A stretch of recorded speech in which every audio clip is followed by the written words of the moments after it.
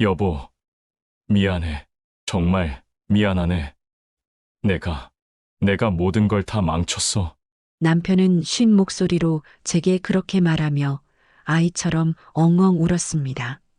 그 순간 저는 사업 실패의 충격보다 한평생 산처럼 믿고 의지했던 남편의 무너진 어깨가 먼저 보여 가슴이 철렁 내려앉았습니다. 다 끝났어. 이 집도 내일이면 넘어가. 빈털터리가 당신 발목 잡을 순 없잖아. 제발 나 같은 놈은 버리고 당신이라도 어서 가. 내가 다 죄이냐. 그의 처절한 절규 앞에 저는 차마 원망의 말 한마디 꺼낼 수 없었습니다. 그저 묵묵히 이혼 서류에 도장을 찍어주는 것만이 제가 그에게 해줄 수 있는 마지막 배려라고 믿었습니다. 하지만 그 마지막 배려가 제 남은 인생을 통째로 집어삼킬 거대한 비극의 시작이었음을 그때의 저는 꿈에도 알지 못했습니다. 사연 시작 전에 무료로 할 수 있는 구독과 좋아요를 눌러주시면 제게 큰 힘이 됩니다. 안녕하세요. 저는 이영숙입니다. 그날 저녁은 참 이상하리만치 평온했습니다. 저는 40번째 결혼기념일에 남편에게 선물할 잿빛 스웨터를 뜨개질하며 저녁 식사를 준비하고 있었죠. 창밖에는 보슬비가 내리고 있었고 라디오에서는 낡은 트로트 가락이 구슬프게 흘러나왔습니다. 된장찌개가 보글보글 끓는 소리, 도마 위에서 팔을 써는 소리. 제게는 지난 40년간 단 하루도 다르지 않았던 세상에서 가장 아늑한 소리였습니다. 스웨터는 이제 목둘레만 마무리하면 끝이었습니다. 이걸 입고 환하게 웃을 남편의 얼굴을 떠올리니 제 입가에도 저절로 미소가 번졌습니다. 현관문 도어록이 해제되는 소리가 들리고 저는 늘 그랬듯 버선발로 뛰어나갔습니다. 여보, 오셨어요? 비 오는데 고생 많았죠. 하지만 남편은 대답이 없었습니다. 어둠과 빗물을 잔뜩 머금은 채 집 안으로 들어서는 그의 얼굴은 흙빛으로 변해 있었습니다. 늘 꼿꼿하던 어깨는 축 늘어져 있었고 발걸음은 천근만근 무거워 보였죠. 제 손에 들린 그의 서류 가방이 평소보다 배는 무겁게 느껴졌던 것은 아마 기분 탓만은 아니었을 겁니다. 저는 애써 불안한 마음을 누르며 그의 젖은 겉옷을 받아들었습니다. 무슨 일 있었어요? 얼굴이 왜 이렇게 안 좋아요? 남편은 제 물음에도 답하지 않고 그저 멍하니 거실 소파에 주저앉았습니다. 그의 텅 빈 눈동자는 허공 어딘가를 헤매고 있었죠. 저는 따뜻한 꿀물이라도 한 잔 타주려고 부엌으로 향했습니다. 뜨거운 물에 꿀을 풀며 저는 애써 불안한 마음을 다독였습니다. 그가 가장 좋아하는 갈치조림과 갓 지은 쌀밥, 정성껏 무친 나물 반찬까지 수십 년간 그랬듯 따뜻한 밥 한 끼면 남편의 지친 마음도 눈 녹듯 풀어질 거라 믿었습니다. 식탁에 마주 앉았지만 남편은 숟가락을 들지 않았습니다. 그저 김이 모락모락 나는 밥그릇만 내려다볼 뿐이었죠. 그 침묵이 얼마나 흘렀을까요? 제가 그의 밥 위에 갈치 살점을 올려주며 다시 한번 입을 열었습니다. 여보, 뭐라도 좀 먹어요. 속 상하는 일 있어도 밥은 먹어야지. 그 순간이었습니다. 남편의 어깨가 가늘게 떨리기 시작하더니 이내 끄끄대는 울음소리가 터져 나왔습니다. 다 큰 어른의 울음소리가 아니었습니다.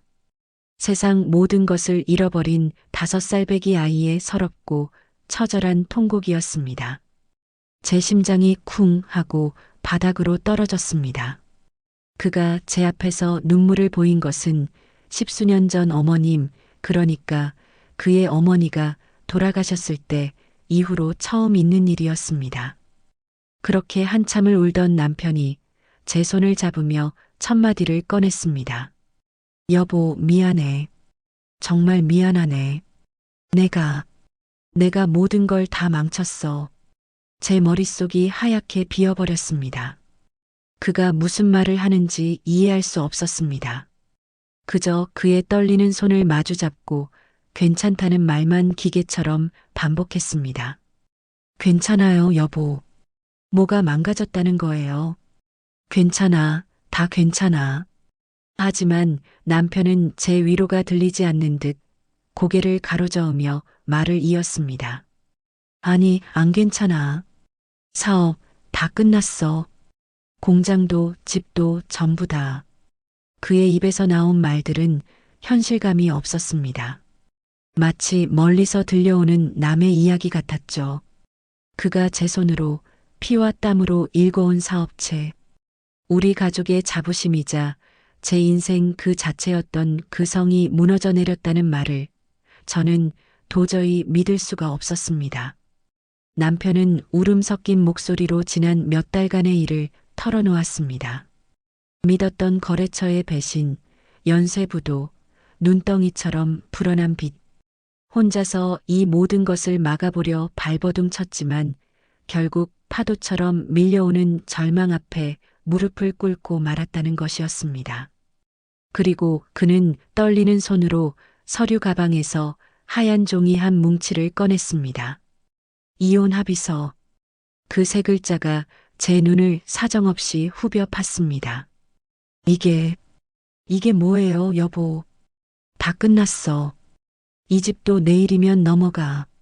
빈털터리가 당신 발목 잡을 순 없잖아.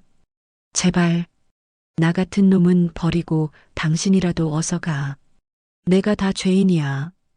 그는 제 앞에 무릎을 꿇고 이혼 서류를 제 손에 쥐어주며 애원했습니다. 그의 뜨거운 눈물이 제 손등 위로 뚝뚝 떨어졌습니다. 위자료는커녕 당장 당신 손에 쥐어줄 생활비 한 푼이 없노라고. 그러니 이 빚더미 속에서 당신이라도 빼내기 위해선 이 방법밖에 없다고 울부짖었습니다. 저는 아무 말도 할 수 없었습니다. 머릿속에서는 안 되라는 비명이 울려 퍼졌지만 입 밖으로는 아무 소리도 나오지 않았습니다. 한평생 저를 위해, 가족을 위해 헌신했던 남편이었습니다. 그런 그가 모든 것을 잃고 제 앞에서 죄인이라며 무너져 내리는데 제가 어떻게 그를 원망할 수 있었을까요? 어떻게 그의 가슴에 더 큰 대못을 박을 수 있었을까요? 제 마음 한편에서는 그래도 이건 아니야, 함께 이겨내야지라고 소리쳤지만 남편의 절망은 너무나 깊어 보였습니다. 그의 눈은 이미 삶의 모든 의지를 놓아버린 사람의 것이었습니다. 이혼이 그가 스스로에게 내리는 마지막 형벌이자 저를 지키기 위한 마지막 몸부림이라는 것을 저는 아프게 깨달아야 했습니다. 저는 말없이 안방으로 들어가 낡은 목도장을 가져왔습니다. 손이 덜덜 떨려 몇 번이나 도장을 떨어뜨렸습니다. 붉은 인주를 꾹 눌러 찍는 순간 제 40년 결혼 생활도 그렇게 끝이 났습니다. 종이 위 선명한 붉은 자국이 마치 제 심장에서 흘러나온 피눈물처럼 보였습니다. 남편은 짐을 싸야 한다고 저를 재촉했습니다. 내일 아침이면 빚쟁이들이 들이닥칠 거라고, 그 험한 꼴을 당신에게 보일 수는 없다고 했습니다. 저는 멍하니 안방 장롱을 열었습니다. 평생에 걸쳐 채워온 제 인생의 흔적들. 시집 올 때 해왔던 자개장, 딸아이 시집 보낼 때 함께 마쳤던 고운 한복, 그리고 결혼 30주년에 남편이 처음으로 사주었던 진주 목걸이까지. 그 모든 것들이 저를 향해 원망의 눈빛을 보내는 듯 했습니다. 무엇을 챙겨야 할지 아무 생각도 나지 않았습니다. 그저 낡은 속옷과 옷가지 몇 벌을 가방에 쑤셔 넣었습니다. 그리고 그 순간 장롱 맨 아래 칸에 먼지를 뒤집어 쓴 채 쌓여있던 낡은 노트들이 눈에 들어왔습니다. 제가 40년간 써내려온 가계부들이었습니다. 왜 그랬을까요? 그때는 저도 제 행동을 이해할 수 없었습니다. 남편의 처절한 눈물이 머릿속을 맴돌았지만 제 손은 본능적으로 움직이고 있었습니다. 마치 이것만은 절대 뺏길 수 없다는 무의식적인 자기 보호 본능처럼 저는 큰 상자 하나를 꺼내 질질 끌고 나왔습니다. 그 안에는 지난 세월의 가계부와 친정아버지의 낡은 앨범, 그리고 낡은 통장 하나가 들어 있었습니다. 현관문을 나서는 제 등 뒤로 남편은 끝내 고개를 들지 못했습니다. 한 손에는 작은 가방을, 다른 한 손으로는 제 인생의 역사가 담긴 무거운 상자를 힘겹게 끌며 저는 그렇게 40년의 세월로부터 쫓겨났습니다. 차가운 밤 공기가 폐부 깊숙이 파고들었습니다. 낯선 거리, 깜빡이는 가로등 불빛 아래 저는 어디로 가야 할지 몰라 한참을 서 있었습니다.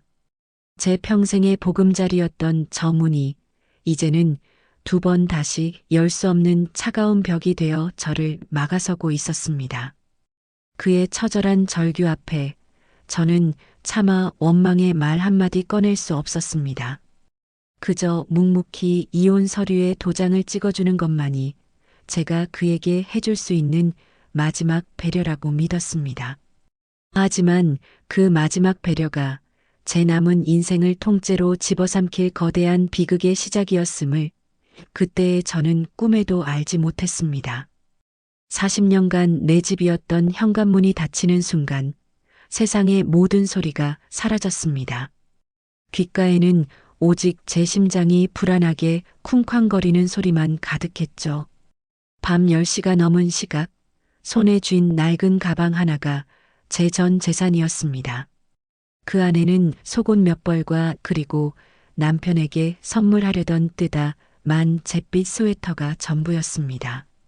어디로 가야 할지, 누구에게 가야 할지 아무런 생각도 나지 않았습니다. 이미 시집가서 제 살림 꾸리기에 바쁜 딸이나 아직 자리도 잡지 못한 아들에게 이 나이에 짐이 될 수는 없었습니다. 그저 발길 닿는 대로 정처 없이 걷고 또 걸었습니다. 가로등 불빛이 드문드문 비추는 낯선 골목길을 헤매다 보니 장미 여인숙이라는 촌스러운 간판이 눈에 들어왔습니다. 더는 한 발자국도 움직일 기운이 없었던 저는 홀린 듯 삐걱거리는 문을 열고 들어갔습니다. 하루 숙박비 15,000원. 주머니를 뒤져 겨우 현금을 내밀고 열쇠를 받아들었습니다. 제 몸 하나 겨우 누일 수 있는 좁은 방, 퀴퀴한 곰팡이 냄새와 소독약 냄새가 뒤섞여 코를 찔렀습니다. 창문도 없는 방의 공기는 무겁고 축축했습니다. 등을 대고 눕자 눅눅한 이불에서 낯선 사람들의 채취가 올라와 헛구역질이 났습니다. 어젯밤까지만 해도 푹신한 라텍스 침대에서 남편의 코 고는 소리를 들으며 잠들었는데 현실이 아니라고, 이건 악몽이라고 몇 번이나 되뇌었습니다. 불을 끄고 누워도 잠은 오지 않았습니다. 눈을 감으면 햇살이 가득 들어오던 우리 집 거실, 남편의 굵은 웃음소리, 된장찌개 냄새가 아른거렸습니다. 옆방에서 들려오는 남녀의 상스러운 웃음소리, 복도를 오가는 거친 발소리에 저는 뜬 눈으로 밤을 새워야 했습니다. 그 사람도 지금쯤 잠 못 들고 있겠지. 혼자 남은 텅 빈 집에서 얼마나 괴로울까. 원망보다 걱정이 앞서는 제 자신이 바보 같았지만 그게 40년을 함께 산 정이라는 것이겠지요. 그렇게 며칠을 여인숙에서 보내며 모아둔 쌈짓돈이 바닥을 보일 때쯤 저는 방을 구하러 나섰습니다. 부동산 문턱을 넘기가 왜 그리도 힘들던지요. 제 행색을 본 중개인은 보증금은 얼마나 있으시고요? 라며 대놓고 저를 아래 위로 훑었습니다. 제가 가진 돈은 고작 100만 원이 전부였습니다. 중개인은 혀를 차며 그 돈으로 요즘 서울에서 방 구하기 힘든데라며 마지못해 저를 한 곳으로 데려갔습니다. 햇볕 한 줌 들지 않는 동네의 가장 후미진 골목, 쓰레기 더미 옆에 있는 낡은 다세대 주택에 반지하였습니다. 문을 여는 순간 눅눅하고 차가운 지하실 특유의 냄새가 온몸을 휘감았습니다. 벽지 곳곳에는 검은 곰팡이가 살아있는 생물처럼 번져 있었고 하나뿐인 작은 창문은 옆집 담벼락에 막혀 하늘조차 제대로 보이지 않았습니다. 이 가격에 이만한 방도 없어요, 어머니. 중개인의 말에 저는 아무 대꾸도 할 수 없었습니다. 이제 고생 끝내고 황혼을 즐길 나이라고 친구들과 여행 계획을 세우던 것이 불과 몇 달 전인데 제 인생의 마지막은 이 캄캄한 곰팡이 소굴에서 시작되어야 했습니다. 선택의 여지가 없었습니다. 여기가 이제부터 제가 살아갈 집이었습니다. 짐이라고 해봐야 가방 하나가 전부였지만 그마저도 풀 기운이 나지 않았습니다. 텅 빈 방 한가운데 멍하니 앉아 있자니 서러움이 파도처럼 밀려왔습니다. 평생을 쓸고 닦던 내 집, 내 부엌, 나와 함께 늙어온 살림살이들. 그 모든 것이 신기루처럼 사라져버렸다는 사실이 비로소 살갗으로 느껴졌습니다. 앨범을 꺼내 친정아버지의 빛바랜 사진을 어루만졌습니다. 아버지, 죄송해요. 아버지가 물려주신 제 인생을 제가 이렇게 망쳐버렸어요. 다음 날부터 저는 일자리를 찾아 나섰습니다. 낡은 신발을 구겨 신고 낯선 동네를 몇 시간이고 걸었습니다. 식당, 마트, 청소 용역 업체까지. 하지만 62살에 이력서 한 줄 채울 경력 없는 여자를 써주겠다는 곳은 어디에도 없었습니다. 어머니, 저희는 좀 더 젊은 사람이 필요해서요. 컴퓨터 다룰 줄 아세요? 정중하지만 차가운 거절의 말들이 비수처럼 가슴에 꽂혔습니다. 며칠을 헤맨 끝에 시장 골목의 허름한 국밥집 주방 보조 자리를 겨우 구할 수 있었습니다. 우리 가게 일 힘든데 버틸 수 있겠어요? 허리 아프다고 이틀 만에 도망가지만 말아요. 주인은 저를 위아래로 훑어보며 못 믿어온 듯 말했죠. 저는 고개를 몇 번이나 조아리며 네, 할 수 있습니다. 뭐든 시켜만 주십시오라고 간절하게 매달렸습니다. 그렇게 제 두 번째 인생이 시작되었습니다. 새벽 5시에 일어나 차가운 방에서 대충 세수를 하고 국밥집으로 향했습니다. 제 일은 하루 종일 산더미처럼 쌓이는 설거지를 하고 역한 냄새가 진동하는 음식물 쓰레기를 버리고 기름때 낀 바닥을 닦는 것이었습니다. 뜨거운 증기가 가득한 주방은 한여름에는 숨막히는 찜통이었고 한겨울에는 문틈으로 들어오는 칼바람에 손발이 깨질 듯 시렸습니다.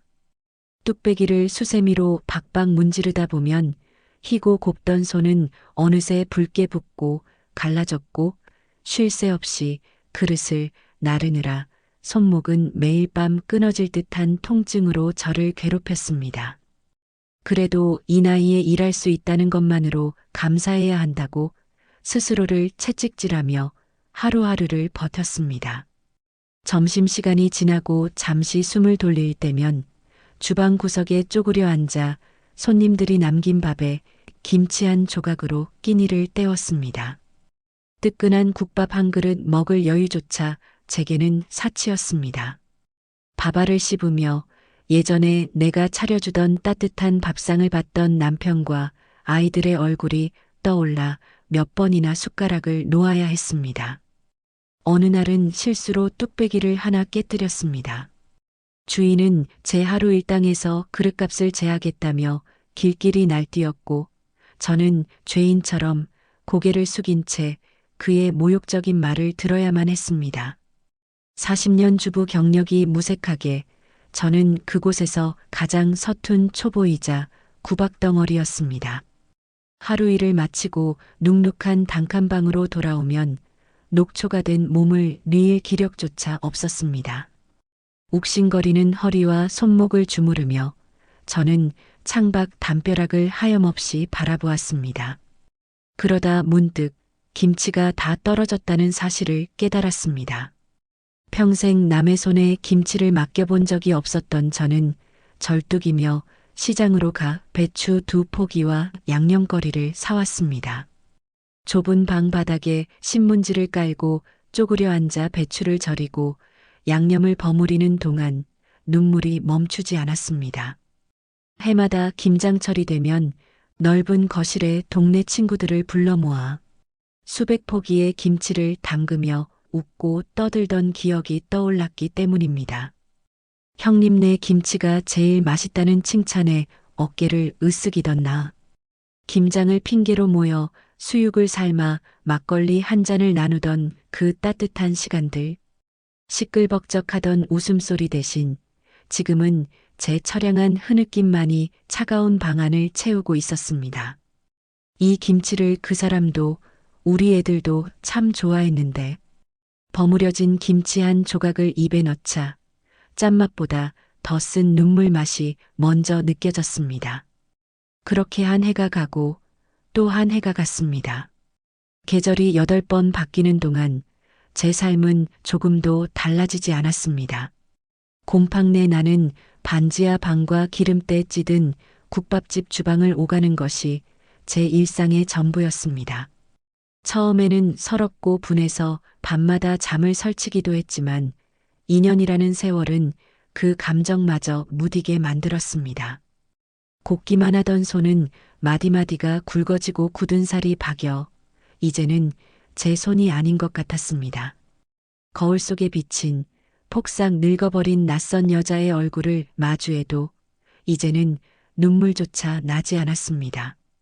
통증은 만성이 되었고 외로움은 공기처럼 익숙해졌습니다. 저는 그저 살아남기 위해 하루하루를 기계처럼 버텨낼 뿐이었습니다. 남편에 대한 연민도 제 처지에 대한 한탄도 모두 달아 없어지고 텅 빈 껍데기만 남은 것 같았습니다. 이 고통이 과연 끝나기는 할까? 희망이라는 단어는 제 인생에서 완전히 지워진 듯 했습니다. 그렇게 저는 하루하루 서서히 죽어가고 있었습니다. 아주머니, 그거 그렇게 버리면 어떡해요? 분리수거 제대로 안 해요? 20살은 어려 보이는 젊은 주방장의 날카로운 고함에 저는 화들짝 놀라 허리를 굽혔습니다. 제 키보다 높이 쌓인 음식물 쓰레기통을 끌고 뒷골목으로 나온 참이었습니다. 한여름의 열기가 아스팔트에서 피어오르며 역한 시궁창 냄새와 음식 썩는 냄새가 뒤섞여 숨을 쉴 때마다 헛구역질이 올라왔습니다. 2년이라는 시간은 저를 이런 모욕에도 그저 죄송합니다라고 조아리는 기계로 만들어버렸습니다. 제 이름 이영숙 석자는 이미 지워진 지 오래였습니다. 식당에서는 그저 아주머니 혹은 이모로 불렸죠. 제 인생이 그랬습니다. 한때는 번듯한 사업가 아내로 어딜 가나 사모님 소리를 들으며 살았던 적도 있었지만 이제는 누군지도 모를 젊은이에게 고개를 숙여야 하는 이름 없는 그림자에 불과했습니다. 그날따라 유난히 몸이 무거웠습니다. 굳은 비가 내리려는지 온몸의 뼈마디가 쑤시고 아팠습니다. 쉴 새 없이 몰아치는 설거지를 하다 말고 저도 모르게 욱신거리는 손목을 주무르고 있는데 무심한 척 저를 지켜보던 식당 주인이 툭 하고 말을 던졌습니다. 오늘 저녁 장사는 한가할 것 같으니 일찍 들어가죠. 늙은 사람이 너무 무리하면 골병 들어. 그의 말은 여전히 투박했지만 그 안에 담긴 희미한 온정은 제 마음을 흔들었습니다. 2년 만에 처음으로 해가 지기 전에 퇴근하는 길이었습니다. 늘 다니던 길인데도 오후에 햇살 아래 보는 풍경은 낯설기만 했습니다. 골목을 뛰어다니는 아이들, 장을 보고 집으로 향하는 주부들의 모습이 마치 다른 세상의 일처럼 느껴졌습니다. 버스 정류장으로 향하는데 제 어깨를 스치고 지나가던 철없는 학생의 자전거에 부딪히며 입고 있던 낡은 외투의 옆구리가 지익 소리를 내며 길게 찢어지고 말았습니다. 아, 이 옷은 그날 밤 집에서 쫓겨날 때 유일하게 걸치고 나온 제게 남은 마지막 체면 같은 옷이었습니다. 10년 전 남편이 결혼기념일 선물이라며 무심하게 건넸던 그때는 너무 칙칙하다고 타박까지 했던 옷이었죠. 찢어진 옷자락을 붙잡고 망연자실해 있는데 문득 예전에 자주 가던 남대문 시장의 실과 바늘 수선집 할머니가 떠올랐습니다. 그분이라면 감쪽같이 꿰매주실지도 모른다는 생각에 저는 홀린 듯 시장으로 가는 버스에 올라탔습니다. 오랜만에 타보는 시내버스는 모든 것이 낯설었습니다. 창밖으로 스쳐 지나가는 풍경은 제가 알던 서울이 아니었습니다. 제가 알던 세상은 40년간 살았던 그 집, 그 동네가 전부였으니까요. 높이 솟은 빌딩들과 화려한 네온사인 불빛 속에서 저만 홀로 섬처럼 외로웠습니다. 버스가 제가 살던 동네 근처를 지날 때 저는 저도 모르게 고개를 돌려 창밖을 외면했습니다. 행복했던 기억은 때로 비수보다 더 아프게 사람을 찌르는 법이니까요. 시장은 여전히 사람들로 북적이고 있었습니다. 활기찬 소음과 맛있는 냄새 속에서 초라한 제 행색은 더욱 도드라졌습니다. 사람들의 어깨에 부딪히지 않으려 잔뜩 몸을 웅크린 채 수선집을 찾아 걷고 있는데 바로 그때였습니다. 어머, 혹시 영숙 씨 아니세요? 맞네, 이영숙 씨. 익숙하면서도 낯선 목소리에 고개를 돌렸습니다. 그곳에는 화려한 모피 코트에 진주 목걸이를 한 한눈에 봐도 부티가 잘잘 흐르는 여인이 서 있었습니다. 아, 명희 엄마. 예전 우리 아파트 바로 앞동에 살며 가끔 차도 마시고 백화점 쇼핑도 같이 다니던 그 사람이었습니다. 너무도 달라진 제 모습을 그녀가 과연 알아볼 수 있을까? 저는 저도 모르게 찢어진 옷자락을 등 뒤로 감추며 뒷걸음질 쳤습니다. 세상에, 이게 얼마만이야? 한 2년 됐나? 근데 그 행색은 다 뭐예요? 무슨 일 있었어요? 그녀는 제 위아래를 노골적으로 훑어보며 경악을 금치 못했습니다. 그녀의 동정 어린 시선이 제 심장을 바늘로 콕콕 쑤시는 것 같았습니다. 저는 차마 진실을 말할 수 없어 그냥 시장에 볼 일이 좀 있어서요라며 얼버무렸습니다. 이 누추한 몰골로 과거의 인연을 마주친 제 자신이 너무나도 비참하고 부끄러웠습니다. 빨리 이 자리를 피해야겠다는 생각뿐이었습니다. 하지만 그녀는 제 팔을 붙잡고 놓아주지 않으며 반가움과 호기심이 뒤섞인 목소리로 말을 이어갔습니다. 어머, 그러셔? 나는 또 큰일이라도 난 줄 알았네. 하긴, 그럴 리가 없지. 박 사장님 사업, 망했다는 소문이 파다하더니 금방 다시 일어섰다면서요? 얼마 전에 우리 남편이 그러더라고. 더 크게 성공해서 강남으로 갔다며. 저는 제 귀를 의심했습니다. 그게 무슨 소리냐고 묻고 싶었지만 목이 꽉 메어 아무 소리도 나오지 않았습니다. 명희 엄마는 제 표정은 아랑곳하지 않고 신이 나서 떠들어댔습니다. 지난주에도 봤다니까? 강남 한복판에서 삐까번쩍한 검은색 외제차를 타고 휙 지나가대. 옆에는 아주 젊고 예쁜 여자도 하나 태우고. 와, 어찌나 찰싹 붙어 있던지. 딸은 아니던데? 아무튼 망했다는 소문은 다 헛소문이었나 봐. 집도 그 비싼 강남 탑팰리스로 이사 갔다며? 이야, 역시 박 사장님은 능력이 좋아. 영숙 씨는 좋겠어. 남편 잘 만나서 평생 호강하고. 나는 이만 가볼게. 다음에 또 봐요. 그녀는 제 어깨를 두어 번 툭툭 치고는 인파 속으로 유유히 사라졌습니다. 저는 그 자리에 못 박힌 듯 서서 그녀가 사라진 곳만 멍하니 바라보았습니다. 시장의 소음이 갑자기 멀어지면서 머릿속이 윙윙 울리기 시작했습니다. 강남 탑팰리스? 검은색 외제차? 젊고 예쁜 여자? 무슨 소리지? 그럴 리가 없어. 그는 망했어. 모든 걸 잃고 내게 죄인이라며 무릎 꿇고 아이처럼 울었어. 분명히 그랬어. 명희 엄마가 사람을 잘못 본 거겠지. 동명이인이겠지. 그래, 그럴 거야. 저는 미친 사람처럼 고개를 저으며 중얼거렸습니다. 하지만 심장은 제 의지와 상관없이 미친 듯이 뛰기 시작했습니다. 그럼 그 눈물은, 그 처절했던 절규는 대체 뭐였단 말인가? 망해서 죽은 듯이 살고 있을 거라 생각했는데, 지난 2년간 혹시나 그 사람이 길거리에서 밥이라도 굶고 있을까봐 국밥집에서 남은 음식을 몰래 싸오고 싶었던 적이 한두 번이 아니었는데, 그를 위해 매일 밤 기도했던 내 시간들은 대체 뭐가 되는 거지?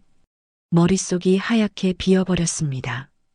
부정하고 싶은 마음과 혹시나 하는 의심이 독사처럼 뒤엉켜 저를 집어삼킬 것 같았습니다. 저는 찢어진 외투를 수선하려던 것도 잊고 비틀거리는 걸음으로 시장을 빠져나왔습니다. 집으로 돌아오는 버스 창밖 풍경은 더 이상 눈에 들어오지 않았습니다. 제 머릿속은 온통 명희 엄마의 목소리가 저주처럼 맴돌고 있었습니다. 아니야, 그럴 리가 없어. 당신은 그럴 사람이 아니잖아. 하지만 제 마음 한구석에서는 지난 2년간 잿더미 속에 묻어두었던, 아니 애써 외면했던 작은 의심의 씨앗이 징그럽게 싹을 틔우기 시작하고 있었습니다. 혹시 그 모든 것이 전부 다 거짓말이었던 건 아닐까? 아니야, 그럴 리가 없어. 밤새도록 저는 곰팡내 나는 차가운 방 안에서 그 말만 주문처럼 되뇌었습니다. 명희 엄마의 목소리가 환청처럼 귓가를 맴돌았고, 잠이 들면 그가 젊은 여자와 웃고 있는 모습이 악몽처럼 저를 덮쳤습니다. 그럴 리가 없어. 그는 망했어. 내게 죄인이라며 무릎 꿇고 울었던 그 남자의 얼굴이 눈앞에 선한데 어떻게 그 모든 것이 거짓일 수 있단 말인가. 이튿날 저는 뜬 눈으로 밤을 새운 채 국밥집으로 향했습니다. 하지만 손에 일이 잡히지 않았습니다. 뚝배기를 닦다가 몇 번이나 놓쳐 깨뜨릴 뻔했고 뜨거운 국물을 옮기다 팔에 데이기까지 했습니다. 머릿속은 온통 뒤엉킨 실타래처럼 복잡했습니다. 이건 분명 오해야. 명희 엄마가 사람을 잘못 봤거나 누군가 악의적인 헛소문을 퍼뜨린 걸 거야. 그렇게 스스로를 다독였지만 한번 싹을 틔운 의심은 맹독처럼 온몸으로 퍼져나갔습니다. 저는 결국 참지 못하고 주인에게 몸이 아프다는 핑계를 대고 조퇴를 했습니다. 낡은 가방을 뒤져 이혼하던 날 황급히 챙겨 나왔던 낡은 손지갑을 꺼냈습니다. 그 안에 아주 오래전 남편이 나중에 사무실 찾아올 일 있으면 여기로 와라며 건네주었던 명함 한 장이 깊숙이 박혀 있었습니다. 강남의 어느 빌딩 주소가 적힌 한 번도 써본 적 없는 명함이었습니다. 그때는 그저 그의 성공이 자랑스러워 고이 간직했을 뿐인데 이제는 그것이 제 마지막 희망이자 지푸라기가 되었습니다. 명함 속 주소를 확인하고 그곳이 명희 엄마가 말했던 타펠리스 근처라는 것을 알게 된 순간 심장이 쿵 하고 내려앉았습니다. 아니야, 우연일 뿐이야. 저는 떨리는 손으로 명함을 움켜쥐고 집을 나섰습니다. 강남으로 가는 버스에 몸을 싣는 내내 제 심장은 불안하게 요동쳤습니다. 제발, 제발 아니기를. 그곳에서 남루한 모습으로 힘겹게 살아가는 그의 모습을 차라리 발견하게 되기를. 그래서 꼴 좋다고 욕을 하면서도 몰래 돈 봉투라도 찔러주고 올 수 있게 되기를. 저는 간절히 기도했습니다. 생전 처음 와본 강남은 제가 살던 세상과는 완전히 다른 별세계였습니다. 하늘을 찌를 듯 솟은 빌딩들과 번쩍이는 명품 매장들, 길 위를 미끄러지듯 달리는 외제차들의 행렬. 그 화려함 속에서 낡고해진 제 모습은 이물질처럼 초라했습니다. 사람들은 모두 당당하고 행복해 보였습니다. 저만 빼고 세상 모두가 빛나는 것 같았습니다. 한참을 헤맨 끝에 저는 마침내 명함 속 주소지에 도착했습니다. 숨이 멎는 것 같았습니다. 눈앞에는 감히 올려다보기도 힘든 거대한 주상복합 건물이 그 위용을 자랑하며 서 있었습니다. 탑팰리스. 제가 평생 드라마에서나 보던 그곳이었습니다. 입구에서는 검은 제복을 입은 직원들이 드나드는 차들을 향해 깎듯이 경례를 하고 있었고, 로비의 화려한 샹들리에는 대낮인데도 눈부신 빛을 뿜어내고 있었습니다. 제가 설 곳은 어디에도 없었습니다. 저는 그저 길 건너편 나무 뒤에 숨어 저 거대한 성을 망연히 바라볼 뿐이었습니다. 내가 지금 여기서 뭘 하고 있는 거지? 돌아가자. 이건 미친 짓이야. 발걸음을 돌리려던 바로 그 순간 제 눈에 익숙한 검은색 세단 한 대가 부드럽게 미끄러지며 건물 주차장으로 들어서는 것이 보였습니다. 아, 저 차는 남편이 사업이 잘 될 때 다음 차는 저걸로 바꾸고 싶다고 입버릇처럼 말하던 바로 그 모델이었습니다. 심장이 미친 듯이 뛰기 시작했습니다. 아니야, 저런 차는 세상에 많아. 우연일 거야. 하지만 제 두 발은 저도 모르게 건물을 향해 움직이고 있었습니다. 건물 1층에는 통유리로 된 고급 레스토랑이 있었고, 안에서는 화려한 파티가 한창이었습니다. 하얀 테이블보 위에는 샴페인과 와인, 먹음직스러운 음식들이 가득했고, 값비싼 옷을 차려입은 사람들이 웃고 떠들고 있었습니다. 그리고 그 중심에 제 눈을 의심하게 만드는 한 남자가 서 있었습니다. 너무나도 익숙한 뒷모습. 하지만 제가 기억하는 무너져 내리던 그 초라한 모습이 아니었습니다.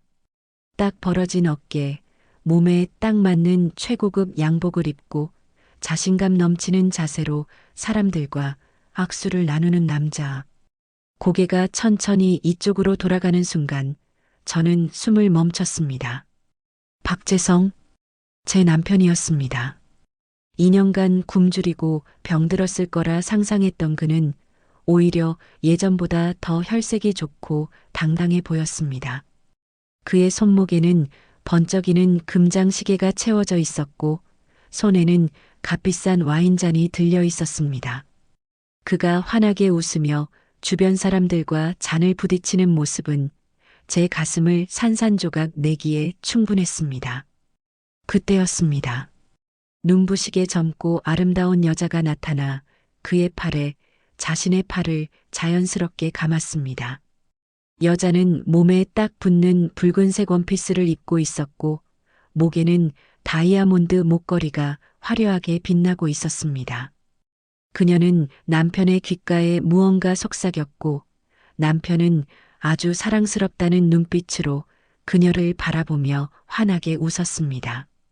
마치 세상에서 가장 행복한 연인처럼 명희 엄마가 말했던 그 젊고 예쁜 여자였습니다. 아, 그 순간 제 머릿속의 모든 것이 무너져 내렸습니다. 지난 2년간의 제 고통스러운 시간들이 주마등처럼 눈앞을 스쳐 지나갔습니다.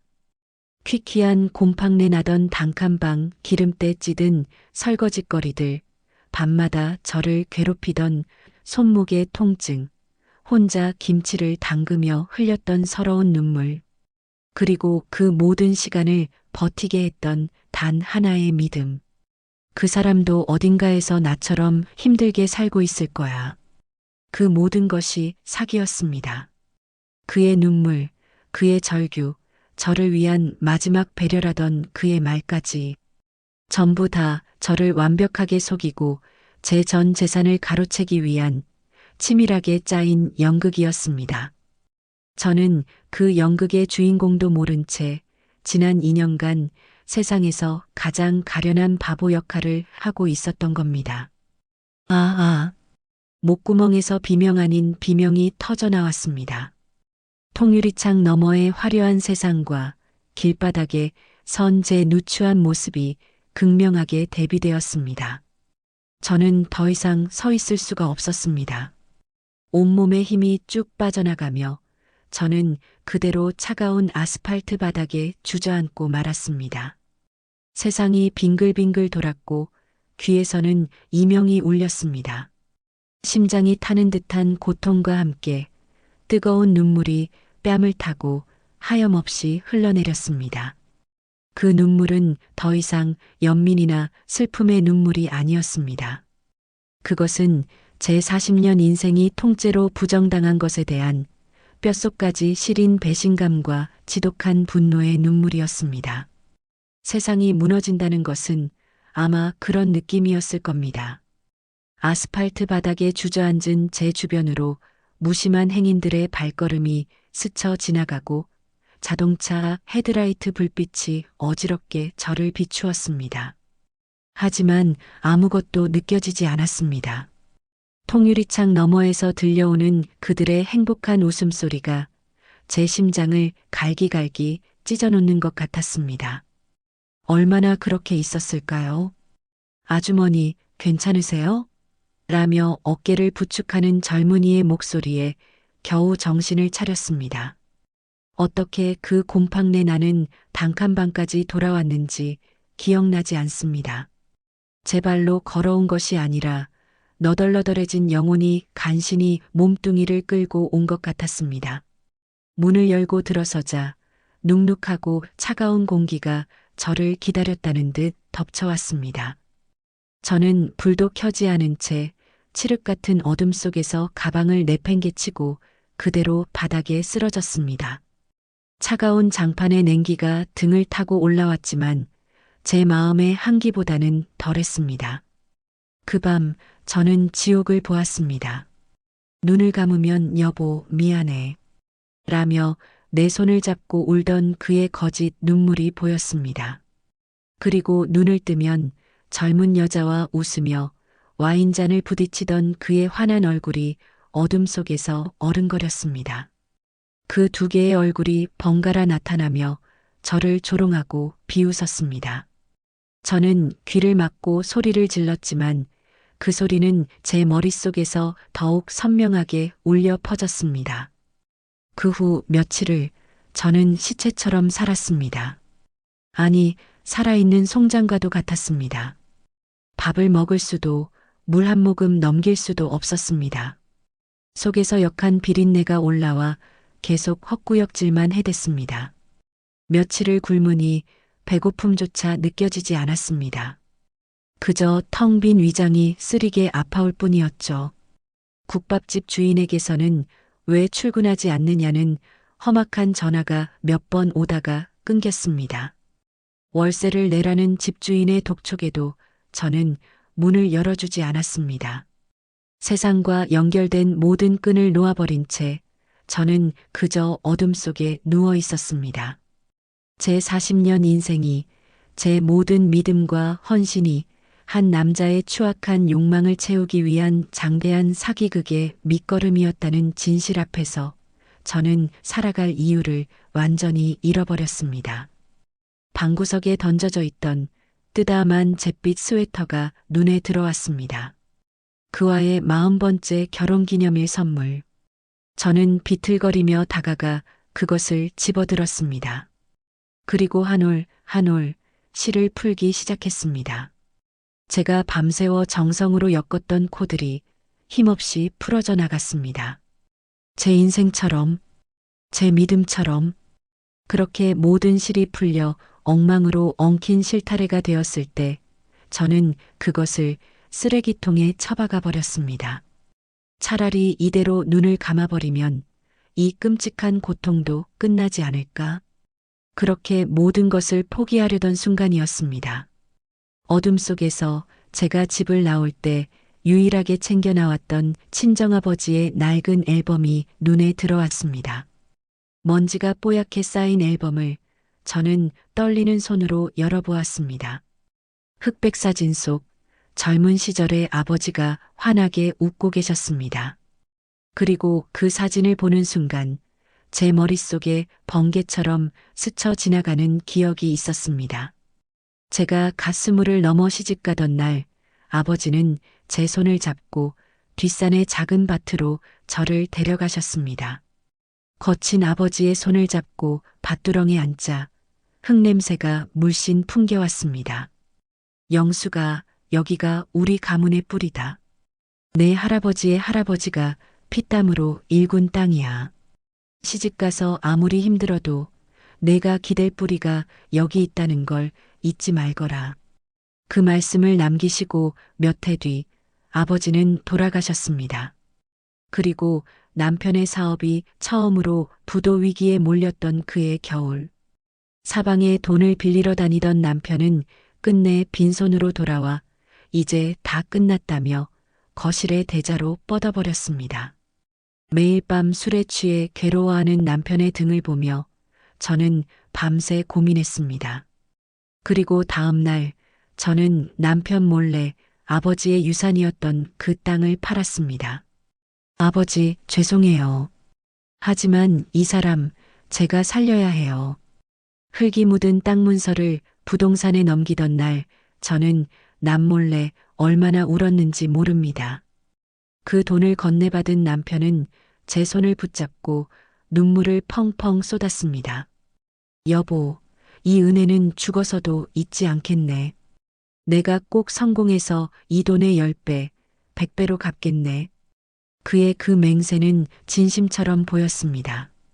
그리고 정말로 그 돈은 종잣돈이 되어 남편의 사업을 다시 일으켰습니다. 그런데 그 남자가 내 아버지의 피와 눈물이 깃든 그 땅을 발판 삼아 일어서서는 그 모든 것을 자기 것인 양 누리며 젊은 여자와 희한낙락하고 있었던 것입니다. 그 사실을 깨닫는 순간 제 안에서 무언가 툭 하고 끊어지는 소리가 났습니다. 지난 며칠간 저를 짓누르던 슬픔과 절망이 순식간에 증발하고 그 자리에는 차갑고도 시퍼런 분노가 용암처럼 들끓기 시작했습니다. 나를 속인 것까지는 용서할 수 있을지 모른다. 내 청춘을 짓밟은 것까지도 눈 감을 수 있을지 모른다. 하지만 감히 내 아버지의 희생까지 내 놈의 더러운 쾌락의 제물로 삼아 용서할 수 없었습니다. 절대로.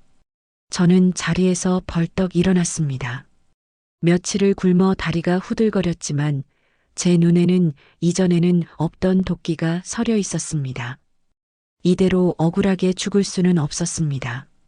저 더러운 위선자를 내 손으로 직접 지옥의 불구덩이로 끌고 들어가기 전까지는 저는 비틀거리며 화장실로 가 찬물에 세수를 했습니다.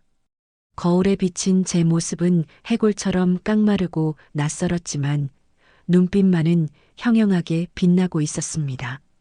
저는 방구석에 처박아 두었던 낡은 상자를 끌어왔습니다. 그 안에는 지난 40년간 제가 하루도 빼놓지 않고 적어온 가계부들이 빼곡히 들어차 있었습니다. 쌀 한 톨, 콩나물 한 봉지값까지 악착같이 아껴가며 남편의 사업 자금을 보태고 아이들 학비를 댔던 내 희생의 역사. 남들은 그저 좀스러운 안악의 기록이라 비웃을지 몰라도 이것은 내 피와 땀의 기록이었습니다. 먼지를 털어내고 첫 장을 펼쳤습니다. 1986년 3월 5일. 남편 양복값 5만 원. 내 몸살 약값 5천 원은 아끼자. 빛바랜 종이 위에는 삐뚤빼뚤하지만 정성스럽게 적어내린 제 젊은 날의 글씨가 남아 있었습니다. 그 가계부를 한 장 한 장 넘기는 동안 제 눈에서는 더 이상 눈물이 흐르지 않았습니다. 대신 제 심장은 복수심으로 차갑게 얼어붙고 있었습니다. 그래, 박재성. 당신은 내 모든 것을 빼앗아갔다고 생각하겠지. 하지만 당신이 간과한 것이 있어. 당신이 무시하고 하찮게 여겼던 나의 이 시간들, 나의 이 기록들. 이제 이것은 내 40년의 역사가 아니라 내 복수의 첫 장이 될 터였다.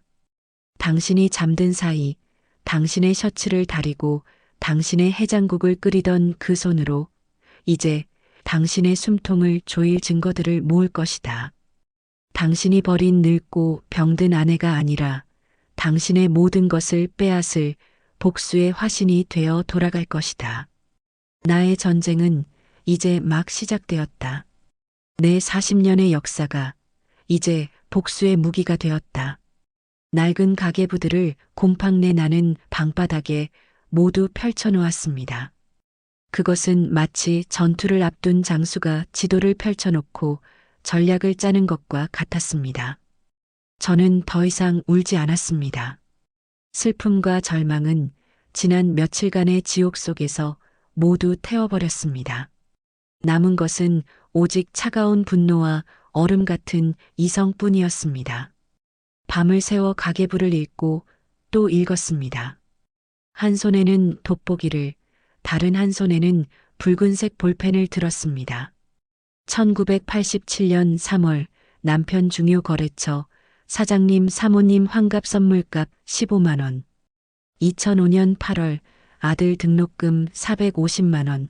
남편 사업자금 급하다 하여 내 비상금 통장 깨서 지불. 2013년 5월 딸 결혼 예단비 2천만 원. 내 유일한 재산이었던 작은 금부치들 모두 처분. 제 손으로 한자 한자 적어 내려간 희생의 기록들이었습니다. 예전 같았으면 이 기록들을 보며 서러운 눈물을 흘렸겠지만 지금의 저는 달랐습니다. 이것은 감정의 기록이 아니었습니다. 명백한 재산 형성 기여도의 증거였습니다. 저는 따로 종이를 꺼내 연도별로 남편의 사업에 들어간 돈, 아이들 교육비, 생활비를 꼼꼼하게 정리하기 시작했습니다. 그의 사업이 어려울 때마다 제 몫에 돈이 어떻게 흘러들어갔는지, 제가 허리띠를 졸라맨 덕분에 그가 어떻게 위기를 넘겼는지를 숫자로 증명해 나갔습니다. 그는 이 모든 것을 아내의 내조라는 흐릿한 단어 뒤에 숨겼지만 저는 이제 그것을 공동사업 자금이라는 날카로운 이름으로 되돌려줄 참이었습니다. 며칠 밤낮으로 가계부와 씨름하던 중 저는 문득 한 가지를 발견했습니다. 남편의 사업이 처음으로 부도 위기에 몰렸던 1997년 겨울 몇 달간 극심한 마이너스를 기록하던 가계부가 어느 날 갑자기 정상으로 돌아온 것이었습니다. 그리고 그 즈음 저는 아버지의 유산이었던 그 땅을 팔았습니다. 그래, 그거였어. 저는 홀린 듯이 방구석에 놓인 낡은 가방을 뒤졌습니다. 그 안에서 이혼하던 날 황급히 챙겨 나왔던 친정아버지의 낡은 앨범을 꺼내 들었습니다. 앨범 표지를 쓰다듬는 제 손길은 더 이상 슬픔에 젖어 있지 않았습니다. 마치 오랫동안 잊고 있던 비밀 무기의 위치를 떠올린 사람처럼 확신에 차 있었죠. 앨범의 마지막 페이지, 아버지가 돌아가시기 전 찍었던 가족사진 뒷면에 얇은 편지 봉투 하나가 테이프로 단단히 붙어 있었습니다. 손이 떨렸습니다. 흥분 때문이었습니다. 조심스럽게 봉투를 떼어냈습니다. 수십 년의 세월에 바싹 마르고 누렇게 변색된 봉투였습니다. 그 안에는 제 기억보다 훨씬 더 많은 것들이 들어 있었습니다. 첫 번째, 빛바랜 부동산 매매 계약서, 아버지의 이름과 제 이름, 그리고 그 땅의 주소가 선명하게 적혀 있었습니다. 두 번째, 당시 제가 사용했던 제 명의의 낡은 통장.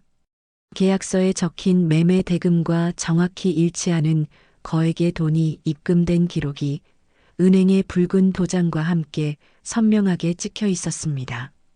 그리고 마지막 세 번째, 제가 그 존재조차 잊고 있었던 이 모든 복수의 활용점정이 될 한 장의 종이, 무통장 입금증 원본이었습니다.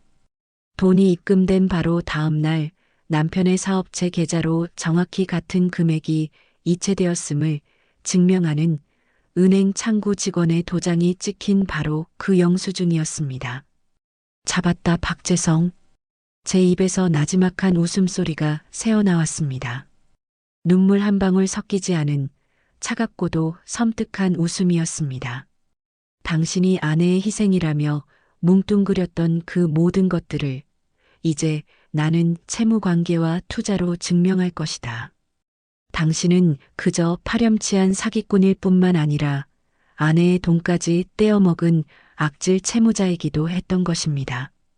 이제 칼과 방패는 모두 준비되었습니다. 남은 것은 이 무기를 휘둘러줄 장수를 찾는 것이었습니다. 하지만 제 수중에는 당장 변호사를 선임할 돈이 없었습니다. 저는 다시 며칠간 구립도서관의 컴퓨터 앞에 앉아 인터넷을 뒤지기 시작했습니다. 무료 법률 상담, 이혼 재산 분할 전문 변호사, 승소시 수임료. 수많은 정보의 홍수 속에서 제 눈에 한 사람의 이름이 들어왔습니다. 변호사 최민준. 약자를 위한 칼이라는 별명을 가진, 승소율은 높지만 수임료는 터무니없을 정도로 싼, 그래서 대형 로펌에서는 미운 오리 새끼 취급을 받는다는 젊은 변호사였습니다. 그의 기사 몇 개를 읽어보았습니다. 그는 억울한 세입자를 위해, 부당해고를 당한 노동자를 위해 거대 기업과도 맞서 싸우는 사람이었습니다. 제 심장이 다시 뛰기 시작했습니다. 바로 이 사람이었습니다. 그의 사무실은 화려한 법조타운이 아닌 낡은 상가 건물의 작은 3층에 있었습니다.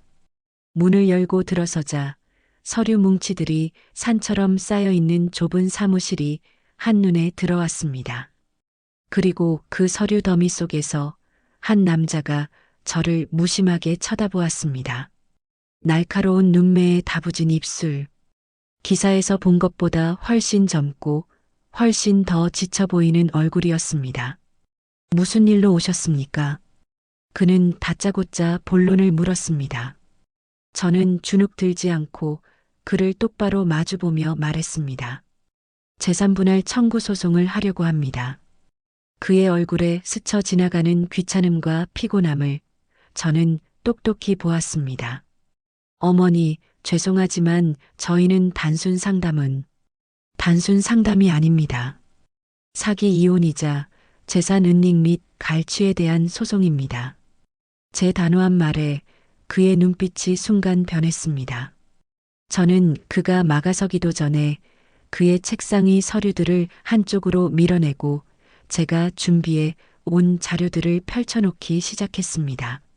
먼저 수십 건의 가계부와 제가 따로 정리한 재산 형성 기여도 분석표, 그리고 마지막으로 비닐 파일에 고이 넣어온 결정적 증거 패키지 부동산 매매 계약서와 낡은 통장, 가리고 모통장 입금증 원본.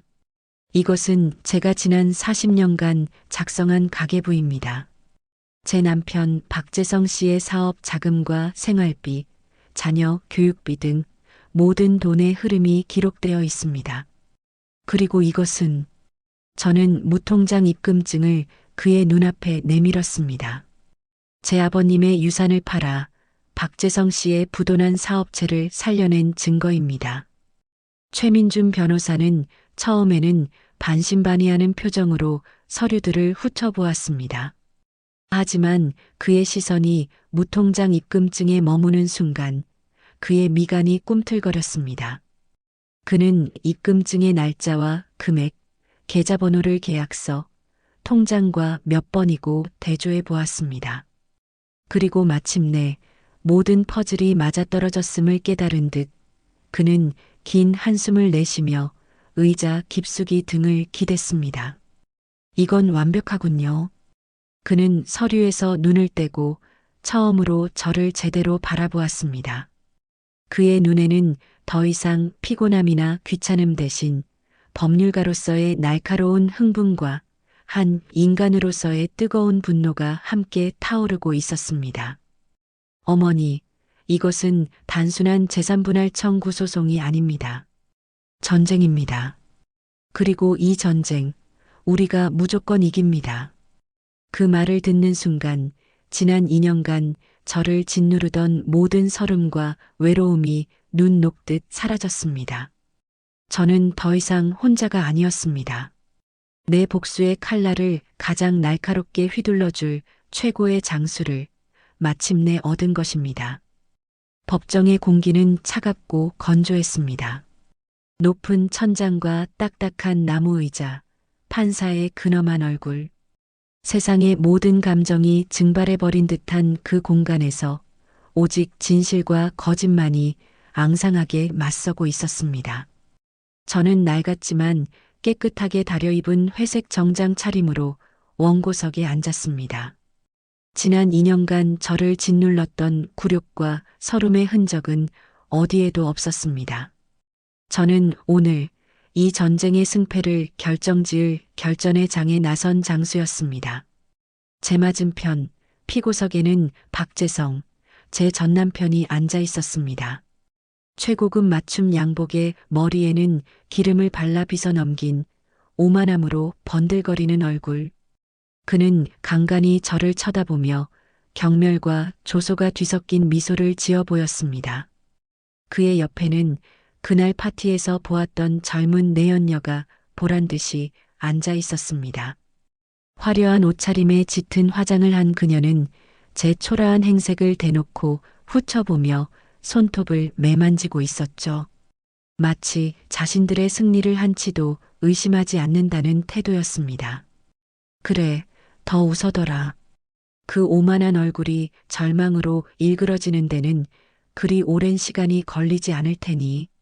재판이 시작되고 먼저 남편 측 변호사가 입을 열었습니다. 그는 안경을 고쳤으며 저를 동정하는 척 위선적인 목소리로 말하기 시작했습니다. 존경하는 재판장님, 이 사건의 본질은 매우 간단합니다. 원고 이영숙 씨는 성공한 전 남편의 재산에 대한 과도한 욕심으로 무리한 재산분할 청구 소송을 제기한 것입니다.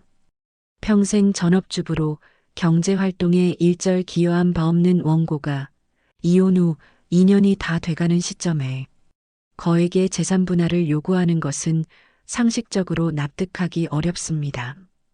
그의 말이 이어지는 동안 방청석에서 작은 웅성거림이 일었습니다. 평생 집에서 살림만 하신 분. 그 말은 저를 그리고 이 땅의 수많은 아내들의 인생을 송두리째 모욕하는 말이었습니다. 저는 입술을 깨물었습니다. 분노가 치밀어 올랐지만 지금은 때가 아니었습니다. 최민준 변호사가 제 손을 가볍게 쥐며 괜찮다는 눈빛을 보냈습니다.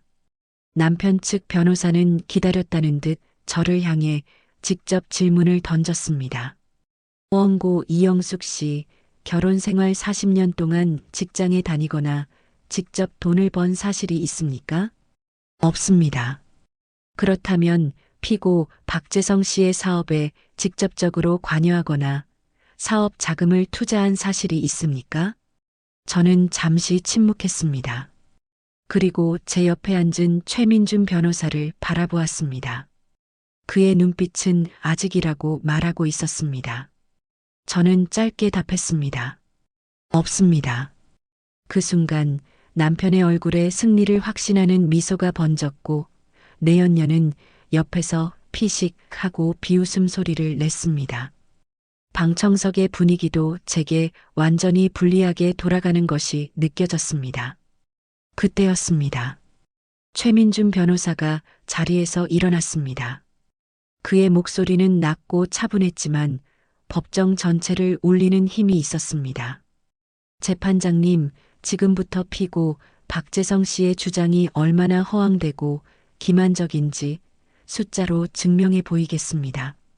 최 변호사는 산더미처럼 쌓여있던 가계부 뭉치를 증거물로 제출했습니다. 남편 측 변호사는 저런 유치한 낙서 뭉치가 어떻게 증거가 되느냐며 비웃었지만 최 변호사는 아랑곳하지 않았습니다. 그는 가장 낡은 가계부 한 권을 펼쳐 보이며 남편 박재성을 증인석으로 불렀습니다. 피고 박재성 씨, 1987년 당시 회사 돈을 아껴야 한다며 아내의 갯돈으로 거래처 사모님의 환갑 선물을 했던 사실 기억하십니까? 박재성은 당황한 기색이 역력했지만 이내 거만한 태도로 답했습니다. 사업하다 보면 그럴 수도 있는 거 아닙니까? 다 내 사업 잘 되라고 아내가 내조한 거지. 내조라 하셨습니까? 좋습니다. 그럼 이 기록들은 어떻게 설명하시겠습니까? 최 변호사는 스크린에 가계부의 다른 페이지들을 띄웠습니다.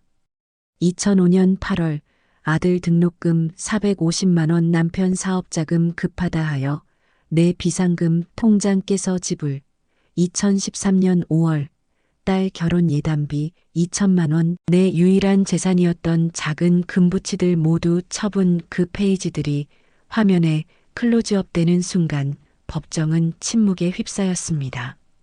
피고는 자녀의 등록금과 결혼자금마저 아내의 개인 재산을 끌어다 썼습니다.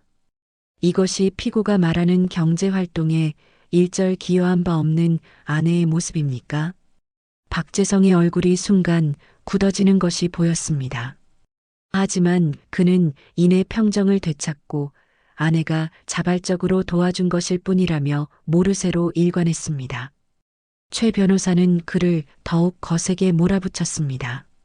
좋습니다. 그럼 결정적인 질문을 하나 드리겠습니다. 1997년 겨울 당신의 회사가 부도 위기에 직면했던 사실 기억하십니까? 기억나지 않는군요. 박재성은 뻔뻔하게 거짓말을 했습니다.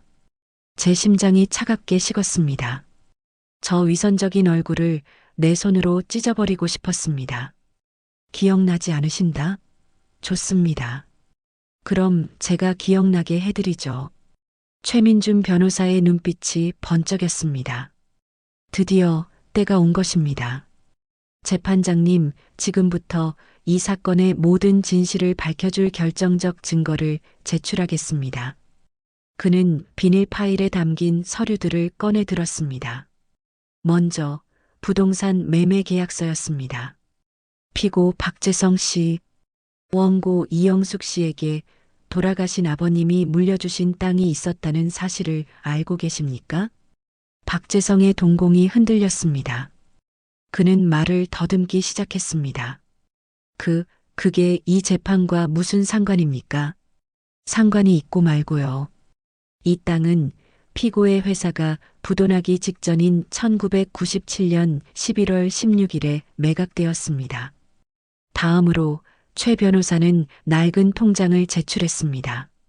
그리고 그 매각 대금 5천만 원은 바로 11월 16일 원고 이영숙 씨의 이 통장으로 정확히 입금되었습니다. 법정은 이제 물을 끼얹은 듯 조용해졌습니다. 남편의 얼굴은 하얗게 질려 있었고 옆에 앉은 내연녀는 무언가 잘못되어 가고 있음을 깨달았는지 불안한 눈빛으로 박재성을 쳐다보기 시작했습니다. 그리고 마침내 최민준 변호사는 마지막 카드를 꺼내 들었습니다. 바로 그 무통장 입금증 원본이었습니다. 그의 목소리가 얼음처럼 차갑게 법정에 울려 퍼졌습니다. 그리고 재판장님, 바로 이것이 모든 것의 끝입니다. 원고의 통장에 돈이 입금된 바로 다음 날인 11월 17일, 피고 박재성 씨의 사업체 계좌로 단 1원도 틀리지 않은 정확히 5천만 원이 이체된 바로 그 영수증입니다. 쾅! 최 변호사가 입금증을 증거 제출대에 내려놓는 소리가 마치 천둥처럼 법정을 울렸습니다. 모든 것이 끝났습니다. 박재성은 아하는 작은 신음과 함께 증인석 의자에 주저앉았습니다. 그의 얼굴에서는 오만함과 자신감이 거짓말처럼 사라지고 사기꾼의 정체가 드러난 자의 당혹감과 공포만이 남아 있었습니다.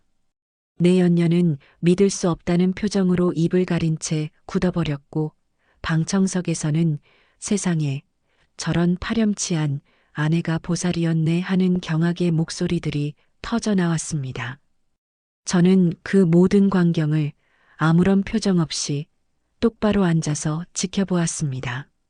그리고 하얗게 질린 채 저를 바라보는 박재성의 눈을 피하지 않고 마주 보았습니다. 제 눈빛은 그에게 이렇게 말하고 있었습니다. 이제 당신의 거짓된 성은 무너질 거야. 박재성 씨. 바로 내 손으로. 그리고 이것은 끝이 아니라 이제 시작일 뿐이야. 오히려 그의 발악은 벼랑 끝에 몰린 쥐의 단말마처럼 처량하게 들릴 뿐이었습니다. 그의 옆에 앉아있던 변호사는 이미 패배를 직감한 듯 이마를 짚으며 깊은 한숨을 내쉬고 있었습니다. 상황을 지켜보던 판사는 더 이상의 진행이 무의미하다고 판단했는지 의사봉을 내리치며 엄숙하게 선언했습니다. 휴정합니다. 다음 기일은 추후에 통보하겠습니다. 판사가 퇴장하자마자 박재성은 증인석에서 비틀거리며 내려왔습니다. 그는 붉게 충혈된 눈으로 나를 노려보며 증오에 찬 목소리로 으르렁거렸습니다. 이영숙, 내가 감히 나한테 이럴 수가 있어. 하지만 나는 그의 눈을 피하지 않았습니다. 오히려 나는 그를 똑바로 마주보며 내 생애 처음으로 그를 향해 차갑게 비웃어 주었습니다. 그 비웃음의 의미를 깨달았는지 그는 순간 말문이 막힌 채 뒷걸음질 쳤습니다. 바로 그때였습니다. 조용히 상황을 지켜보던 내연녀 한유라가 박재성의 팔을 거칠게 잡아끌며 법정 밖 복도로 나갔습니다. 나는 그들의 뒷모습을 마치 재미있는 연극을 보는 관객처럼 무심하게 바라보았습니다. 최민준 변호사가 내게 다가와 물병을 건네며 말했습니다. 괜찮으십니까? 이영숙 여사님.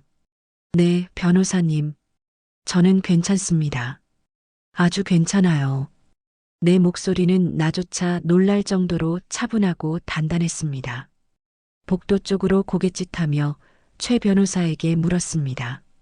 이제 저들은 어떻게 될까요? 최 변호사는 내 시선을 따라 복도를 한번 쳐다보고는 입가에 희미한 미소를 띠며 답했습니다. 이제 시작이죠.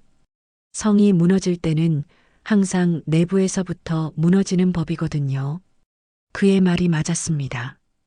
복도에서는 이미 그들의 추악한 민낯이 드러나고 있었습니다. 당신 대체 어떻게 된 거야? 저게 다 사실이야? 당신 나까지 속인 거야? 한유라의 날카로운 목소리가 복도에 울려 퍼졌습니다. 그녀의 목소리에는 더 이상 교태나 아양 따위는 없었습니다. 오직 자신의 안위를 걱정하는 자의 선 이기심만이 가득했습니다. 시끄러워. 내가 뭘 안다고 떠들어. 저 독한 여자가 나를 함정에 빠뜨린 거야. 함정? 그럼 저 통장은 뭔데? 저 영수증은 또 뭐고? 당신 빈털털이라며. 나한테는 사업 망해서 전 재산 다 날렸다고 했잖아. 그래서 내가 당신 힘들까봐 내 돈까지 써가면서. 닥쳐. 박재성은 이성을 잃고 그녀의 뺨을 향해 손을 올렸습니다. 하지만 손은 허공에서 멈칫했습니다. 주변의 시선을 의식한 것이었죠. 그는 대신 분노로 일그러진 얼굴로 그녀에게 삿대질을 하며 고함을 질렀습니다. 너 내가 이대로 무너질 것 같아? 어림없어. 저 여자가 40년을 내조한 것보다 내가 내 옆에서 2년간 구시렁댄 게 더 피곤했어. 내 돈 보고 접근한 거 내가 모를 줄 알아? 뭐, 이 미친 영감탱이가. 그들의 싸움은 마치 시장 바닥의 잡배들처럼 저급하고 추잡했습니다. 서로가 서로를 향해 날 것의 본성을 드러내며 물어뜯고 있었습니다. 사랑? 믿음? 그런 것은 애초에 존재하지 않았습니다. 오직 돈이라는 욕망의 끈으로 위태롭게 묶여있던 그들의 관계는 돈의 주인이 바뀔지도 모른다는 위기 앞에서 너무나도 쉽게 끊어지고 있었습니다. 나는 그 추악한 광경을 더는 볼 필요가 없다는 듯 최민준 변호사와 함께 조용히 자리를 떴습니다. 사무실로 돌아오는 차 안에서 최 변호사가 입을 열었습니다. 이제 박재성은 모든 것을 잃게 될 겁니다. 재산은 물론 사회적 명예까지도요. 아마 내일 아침 신문 사회면은 온통 그의 이야기로 도배될 겁니다. 하지만 여기서 끝내서는 안 됩니다. 무슨 말씀이시죠? 사기 이혼에 대한 형사 고소도 함께 진행해야 합니다. 단순히 재산을 되찾는 것을 넘어 그가 저지른 죄에 대한 죗값을 반드시 치르게 해야 합니다. 감옥에 보내야 한다는 뜻입니다. 감옥. 그 단어를 듣는 순간 잠시 마음이 흔들렸습니다. 한때는 내 남편이었고 내 아이들의 아버지였던 사람. 하지만 이내 나는 고개를 저었습니다. 내 지난 2년간의 고통, 그리고 나를 기만했던 그의 추악한 행적을 떠올리니 동정심 따위는 사치였습니다. 네, 변호사님.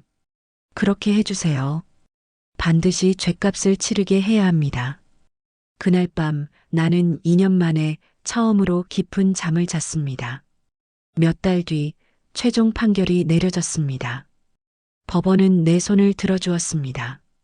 남편 명의의 모든 재산에 대한 나의 기여도를 70%로 인정하고 그에 해당하는 재산과 위자료를 지급하라는 판결이었습니다. 또한 사기 이혼 혐의로 기소된 박재성은 징역 3년을 선고받고 법정 구속되었습니다. 법정을 나서는 내 발걸음은 2년 전 그 집에서 쫓겨날 때와는 비교할 수 없을 만큼 가벼웠습니다. 계절은 어느덧 바뀌어 따스한 봄 햇살이 내리쬐고 있었습니다. 나는 가장 먼저 미용실에 들러 희끗희끗한 머리를 곱게 다듬고 백화점에 가 내 몸에 꼭 맞는 화사한 옷을 한 벌 사입었습니다.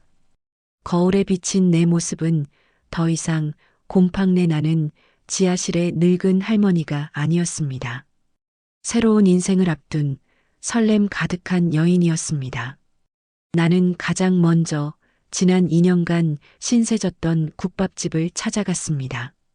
두둑한 현금 봉투를 내밀자 주인은 어쩔 줄 몰라 하며 손사래를 쳤습니다.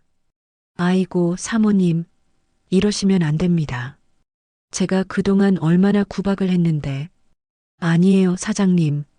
그때 저를 거두어 주시지 않았다면 오늘의 저도 없었을 겁니다. 이건 제 고마움의 표시입니다. 나는 그의 손에 봉투를 쥐어주고 돌아섰습니다.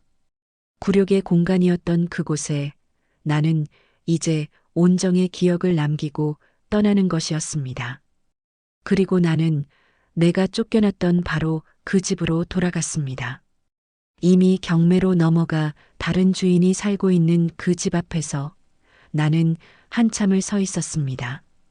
더 이상 그 집에 대한 미련이나 슬픔은 없었습니다. 그저 내 청춘의 무덤 앞에 마지막 인사를 건네러 왔을 뿐이었습니다. 안녕, 나의 40년아. 짧은 인사를 끝으로 나는 미련 없이 돌아섰습니다. 몇 주 후 나는 작은 한식당을 열었습니다. 지난 2년간 국밥집에서 어깨너머로 배운 것들과 평생을 해온 내 손맛을 더해서 말이죠. 식당의 이름은 영숙이네 밥상이라고 지었습니다. 식당 한쪽 벽에는 친정아버지의 낡은 흑백 사진을 액자에 넣어 걸어두었습니다. 아버지, 저 이제 당당하게 살고 있어요. 사진 속 아버지가 나를 보며 환하게 웃어주는 것 같았습니다. 어느 날 식당 마감을 준비하고 있는데 허름한 행색의 남자가 문을 열고 들어왔습니다. 박재성이었습니다.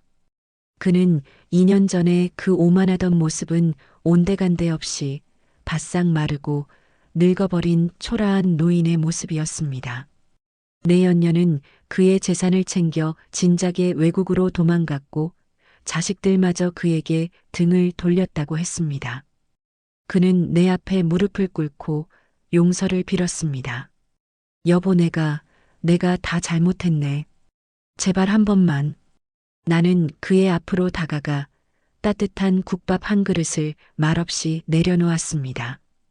그는 허겁지겁 국밥을 먹기 시작했습니다. 그 모습을 나는 아무런 감정 없이 그저 무심하게 내려다보았습니다. 그가 국밥을 다 비웠을 때 나는 그에게 말했습니다. 이제 가보세요. 다시는 찾아오지 마시고요. 그의 눈에 맺힌 눈물은 더 이상 내 마음을 흔들지 못했습니다. 나의 복수는 그를 용서하지 않는 것이 아니라 그의 존재를 내 인생에서 완벽하게 지워내는 것으로 끝나는 것이었습니다. 그가 떠나고 나는 식당 문을 닫았습니다. 창밖에는 어느새 노을이 붉게 물들고 있었습니다. 나는 그 노을을 바라보며 최민준 변호사가 선물해준 작은 수첩을 꺼내 들었습니다. 그곳에는 나의 새로운 인생 계획들이 빼곡히 적혀 있었습니다. 제주도 한 달 살기, 손주들과 해외여행 가기, 새로운 요리 배우기. 나는 수첩의 첫 페이지에 오늘의 날짜와 함께 이렇게 적었습니다. 나의 두 번째 인생, 오늘부터 시작. 이제 나는 더 이상 누군가의 아내나 엄마가 아닌 오롯이 이영숙으로 살아갈 것입니다. 나의 전쟁은 끝났고 나의 진짜 인생은 이제 막 시작된 것이었습니다.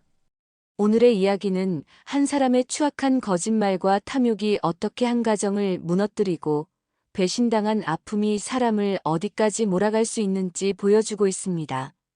우리 인생에는 후회와 상처로 얼룩진 순간들이 있기 마련입니다.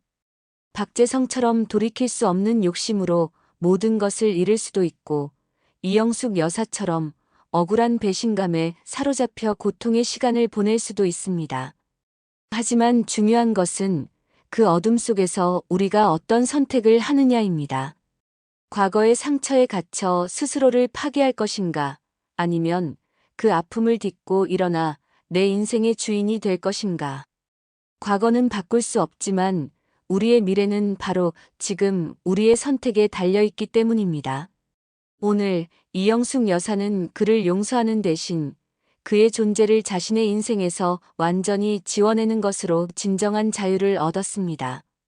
어쩌면 여러분의 마음속에도 용서할 수 없는 누군가가 있을지도 모릅니다. 혹은 여러분 자신이 누군가의 용서를 간절히 바라고 있을 수도 있겠죠. 오늘 이 이야기가 저마다의 상처를 안고 살아가는 여러분의 마음에 나도 다시 시작할 수 있다는 작은 위로와 용기가 되었기를 바랍니다. 앞으로도 여러분의 답답한 마음을 뻥 뚫어주는 다양한 이야기로 찾아뵙겠습니다. 여러분의 하루가 따뜻한 위로로 가득하길 바라며 채널 구독과 좋아요 꼭 부탁드립니다.